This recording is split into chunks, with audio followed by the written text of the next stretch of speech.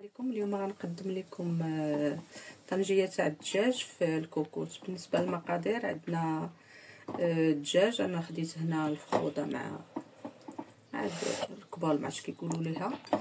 عندنا المصير اللي يكون حايل، عندنا السمن الحار واحد معلقه صغيره، وعندنا الثومه غبره. من الافضل الا كانت عندكم الثومه العاديه، وواحد معلقه كبيره ديال الكمون. عندنا الزيت البلديه والزيت الروميه، يعني البلديه تكون كتر. واحد كاس ديال الماء درت فيه واحد شويه ديال الزعفران الحر. بالنسبه للملح ما غاديش نديرو لان السمن الحار مالح، وهذاك المصير مالح. غنديرو كلشي في خطره وحده، ما غاديش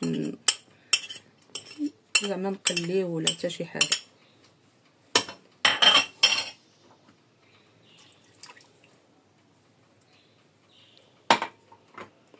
وغنشعل عليها العافيه تكون مهيله، ونرجع معكم بعد ما توجد. هذه هي الطنجيه شكلها الاخير، نتمنى تعجبكم. راه كتجي بنينه واحد البنه ما نعاودش لكم. نتمنى الطبق يعجبكم، والى فيديو اخر ان شاء الله.